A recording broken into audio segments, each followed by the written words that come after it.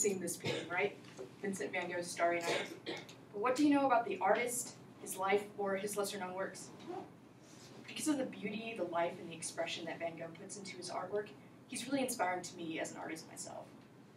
Today, I'll be discussing Van Gogh's life, the progression of his work, and his importance to the art world. To start with, Van Gogh had an unfortunately pretty tragic life. He struggled with mental illness throughout, and no one's really sure as to the exact nature of his condition. It did lead to some bizarre incidents, though, like the famous ear cutting, where he sliced off part of his ear and delivered it to a prostitute that he was in love with. As Adam Gopnik puts it in his 2010 article, Van Gogh's Ear, he might have thought of it as an early Christmas present. I don't know about you, but I really wouldn't want to unwrap that on Christmas.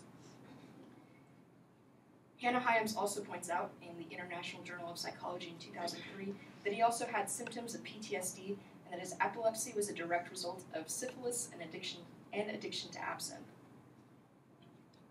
He actually only started painting in the last decade or so of his life, but as Jennifer Dazzle points out in her 2016 Art Curious podcast, he was incredibly productive during that time. In fact, in just a short 15-month period, he created over 200 pieces. There's some suspicious circumstances around his death, though. He was originally thought to have committed suicide by shooting himself in the stomach with a revolver, but this seems like an unnecessarily painful way to go, so modern art historians have suggested that he might have been accidentally murdered by a group of teenagers in the town he was living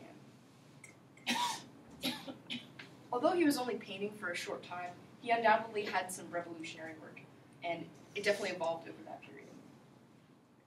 This is one of his earliest paintings, his 1885 Potato Eaters, and we can see that this is a far cry from the Vincent van Gogh that we know. He's depicting dark, gloomy peasant scenes early in his career, really focusing on earth tones instead of vibrant colors. We can immediately see the change in his style in one of his most famous works, 14 Sunflowers in a Vase, just 3 years later in 1888. And he created this for a reception with Gauguin, who he was another artist who he was collaborating with. And the yellow is really intended to signify the warmth and the friendship and the love that he felt with Gauguin. This sunflower motif is continued through a lot of his other work as well, as we can see in Portrait of Joseph Roland, painted in 1889.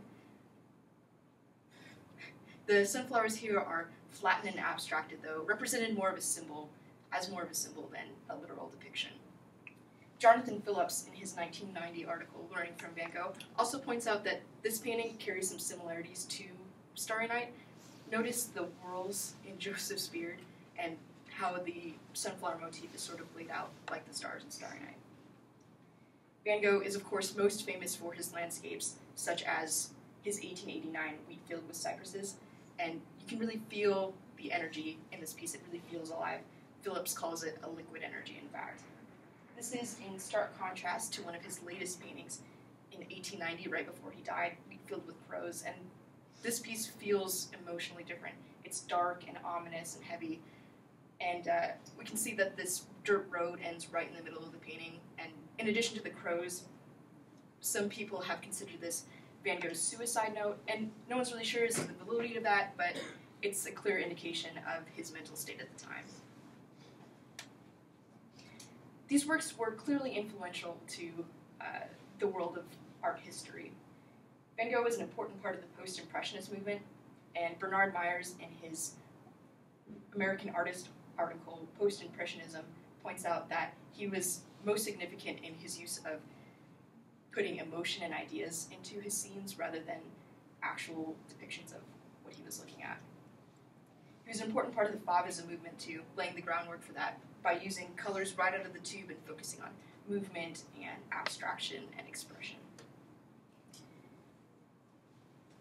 His work is also similar to more recent works, such as the work of Jackson Pollock. A computer analysis reported by Lior Shamir in Leonardo in 2012 says that Pollock's style is significantly more similar to that of Van Gogh than to the style of other painters. And I think we can see that in Pollock's painting, The Deep, in 1953. The subject matter is obviously different, but I think it carries the same energy in the brushwork. I think what's most amazing to me about Van Gogh is that he took the suffering and the tragedy of his life and he turned it into some of the most beautiful artwork that we've ever seen. If nothing else, I want to leave you with a new appreciation for Van Gogh. Not only for his most famous works, which you've maybe already seen, but for the complexity of his life, the progression of his work, and his importance to the art world as a whole.